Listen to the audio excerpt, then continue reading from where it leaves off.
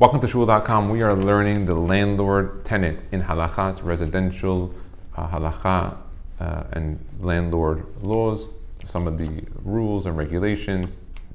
This is not to be posek Halacha, but to give you good ideas, advice as to where the Halacha stands. We are talking about alternate housing cannot be found or can only be found at a greater cost.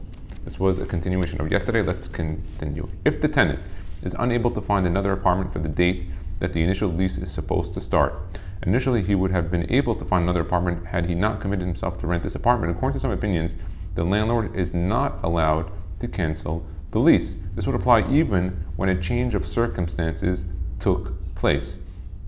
If the tenant is only able to find another apartment with a higher rent than the current one, and this apartment does not present any additional benefit to the tenant, and initially the tenant would have been able to find another apartment at the lower amount had the landlord not agreed to rent this apartment, the landlord would have at least a moral obligation to pay the tenant difference of these amounts for the rest of the term he had agreed to rent the apartment.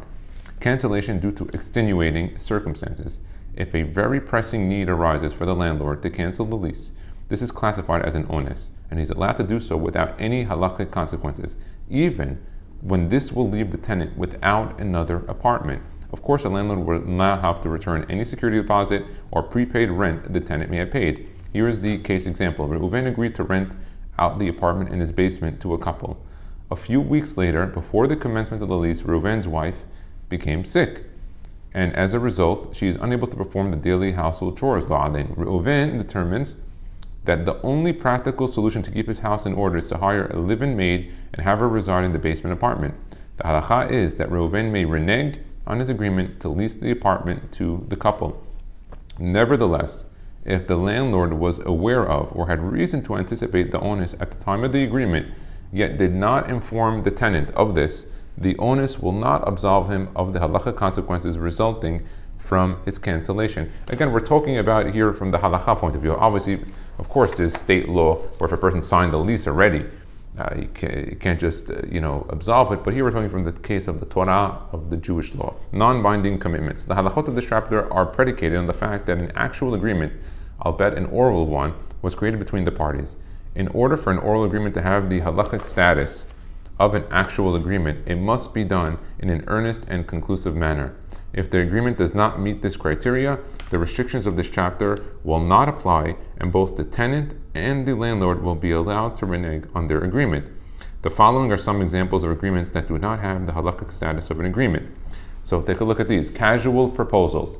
So there's some things that are agreements that are verbal, and some of them are not. Let's take a look at some of them. Casual proposals. The agreement must be done in a formal manner, not just as a casual proposal. So maybe just speaking about it during a kiddush in shul on Shabbat, leave aside obviously divrei chol b'Shabbat, leave all that. But let's say that might not be considered a verbal agreement. Just maybe we're casually talking, we're just saying, hey, maybe, or this or that. For example, a casual statement to a friend that you can have my apartment will generally not have the status of an actual agreement from a halachic standpoint. Accordingly, in such a case, a landlord would be allowed to refrain from renting the apartment to this friend without any halachic consequences.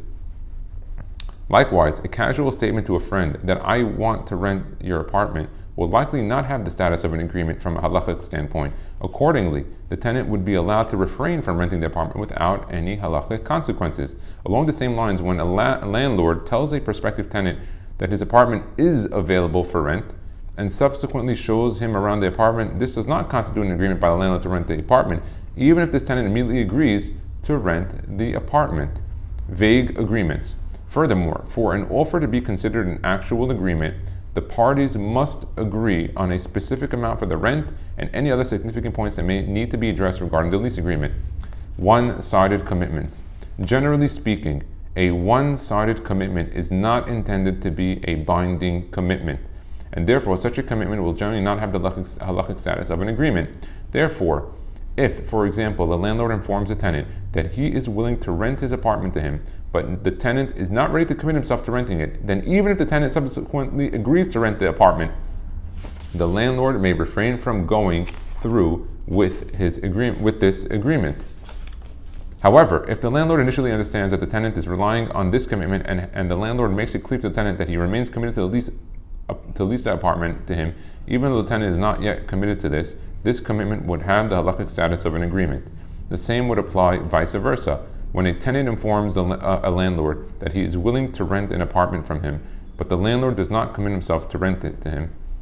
So let's read this again. The same would apply vice versa. When a tenant informs the landlord that he's willing to rent an apartment from him, but the landlord does not commit himself to rent it. So he's saying that it was only a one-sided commitment, an agreement without a deposit. In many circles, it may be the practice that rental agreements are not finalized without the tenant first giving a deposit. Consequently, in such communities, if the parties would orally agree to a lease without a deposit being given, we would assume that their intention was not for the agreement to be final and they would be allowed to renege on the agreement. So we see here a bunch of cases where seemingly there was a verbal discussion and it was agreed to some extent, but still they can backtrack, the landlord can backtrack, the tenant can backtrack, there is no onus of any kind, there's no mechusar amana and anything like that. Baruch Adonai le'olam, amen, amen.